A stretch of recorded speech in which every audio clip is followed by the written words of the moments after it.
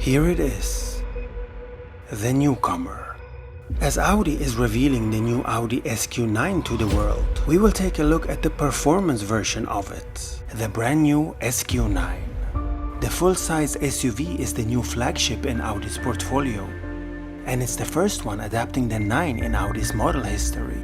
With a petrol-powered twin-turbo V8 and 600 horses straight from the RS6, the SQ9 is here to make an impact immediately.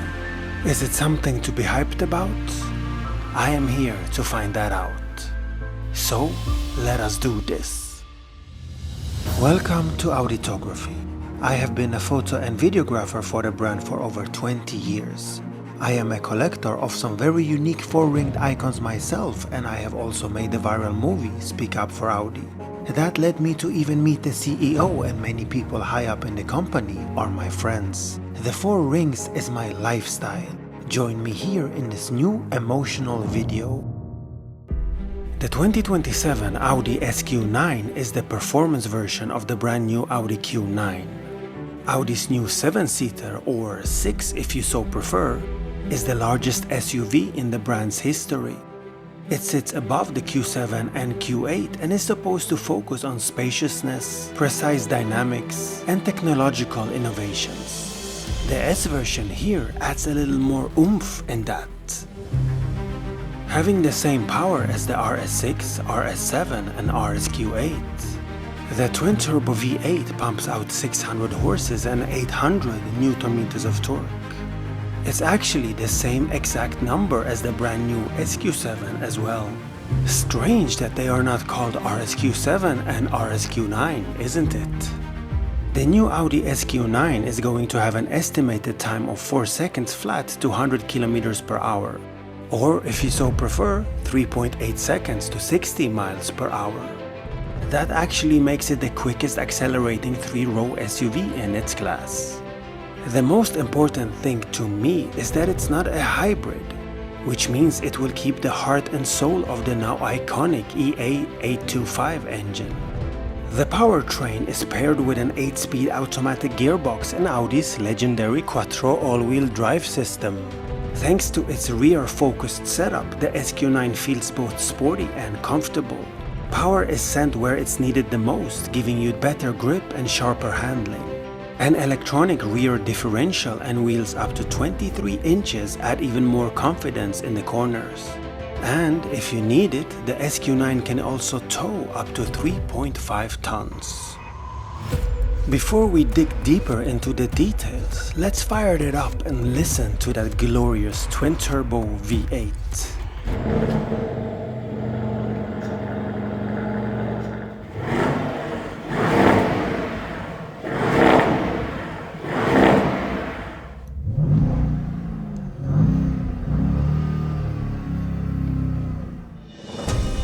Looking at the design of the new SQ9, you can really tell that this thing is huge. It will make your Q5 feel like a hot hatch. It is a whopping 5.3 meters long, 2.2 meters wide, and 1.81 meters tall. Its wheelbase is 3.14 meters, so the numbers really speak volumes of its size. There are many aspects of the exterior design that I like, others that I dislike. Let's start with the positive ones. My favorite detail immediately is that you can clearly see that it is an S model because of the brushed aluminum mirror housings. Taking it back to some iconic history and heritage here, the silver quad exhaust pipes also show that it is an S model with some power in front of you. I do love the proper iconic font on the so far never used SQ9 badge, while the front one seems completely unfinished, showing just the S. Audi, a proper model definition like always, please. That's what every Audi owner expects when he buys an S or an RS model.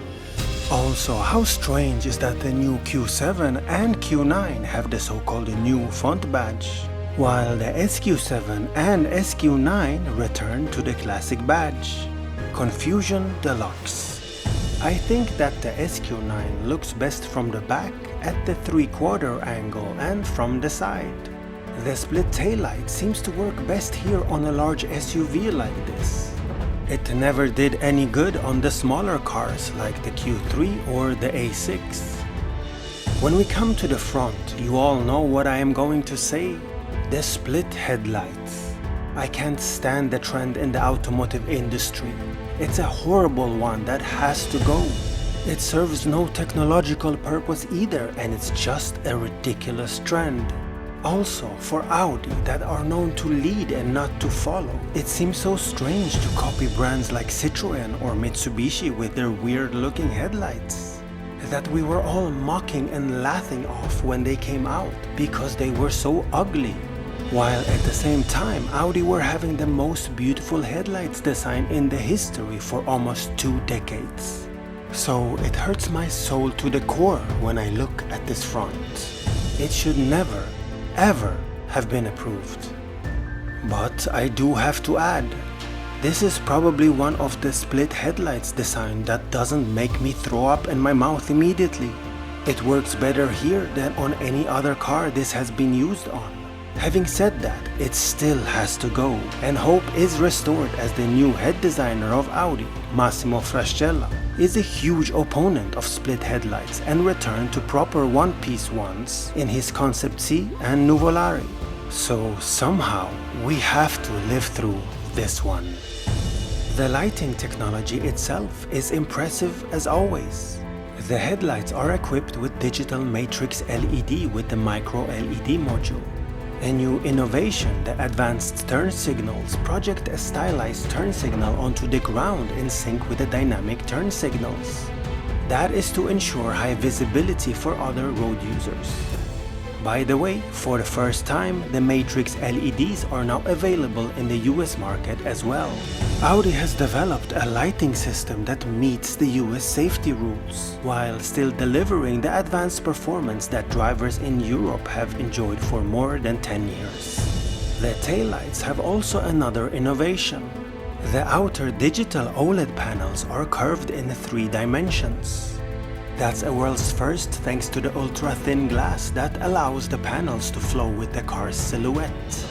The illuminated Audi logos and the also illuminated single frame grille may be a cool gimmick to some, but I know where the majority of Audi owners and enthusiasts stand. An Audi logo should show quality and pride. You don't need it to light up to follow other brands with no history. Again, Audi, be you. Don't follow. Overall, I think the SQ9 is a good-looking car. It does not look like an Audi from the front with those split headlights, but it makes up for it in other design cues. The interior is where the SQ9 shines the most. I already did a full video on the interior reveal recently, so I will shorten it down here a bit. You can really feel that Audi has worked on their quality issues from the past years and improved here a lot. The steering wheel has now an airbag cover made of leather. The piano black surfaces are replaced with other less shining materials. The doors have proper quality buttons and switches, and gone are the annoying multifunction plastic pieces. The SQ9 comes standard as a 7-seater with 3 rows. You can also have it as a 6-seater with 2 captain chairs in the middle row for limousine-like comfort, which also provides easier access to the 3rd row. Fully automatic electric assisted doors is also a new feature. If you wish so, you can open the doors by a button push instead of the traditional handle. 5-zone climate control is another impressive feature. But what is really breathtaking is the largest openable panoramic sunroof ever fitted to an Audi. Here it spans more than 16 square feet and also features switchable transparency, with 9 individual segments for maximum customization. The cool party trick is that the sunroof is also optionally illuminated. The 2nd and 3rd row seats, whether you opt for the 6 or 7-seater, are all power adjustable and can tilt forward for an easier access as well. The Audi SQ9 offers plenty of space for both passengers and luggage. Even with all 3 rows in use, you get 546 liters of cargo space. Fold down the 2nd and 3rd rows and that grows to an impressive 2,483 liters. To quickly address things that I strongly dislike in this interior is the steering wheel column gear shifter. The majority of Audi drivers do like their gear lever in the middle, especially when essential things that have worked for a whole century, like the windshield wiper stuck on the right, suddenly is on the left. Don't try to reinvent the wheel, Audi. Also, to have a simple thing as the adjustment controls of the air vents moved to the touchscreen is over-engineering. Whoever complained on moving their air vents by hand? Additionally, as I have said in previous new Audi models, they need to completely redo their instrument cluster. This one doesn't feel Audi at all. It's so simple to do a proper one where any Audi driver feels at home and can customize it the way they want it to. Last but not least of the things that I dislike is the lack of physical climate control buttons. We've been there before and we know that Audi's next interiors will return to buttons and knobs. I can't wait until that day.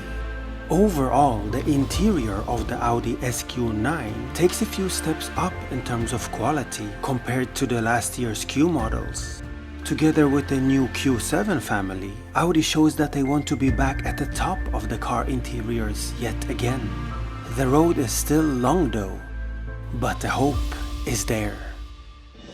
The brand new 2027 Audi SQ9, with the focus on the North American market, will surely create attention and attract new buyers. It has lots of interesting technology, a bit improved spacious interior, and a glorious twin-turbo V8 from icons like the RS6 Avant. The question I keep asking myself is, will it attract its core buyers, the faithful Audi people? With a questionable un-Audi design, especially at the front. The answer to that, only time will tell. Thank you for watching.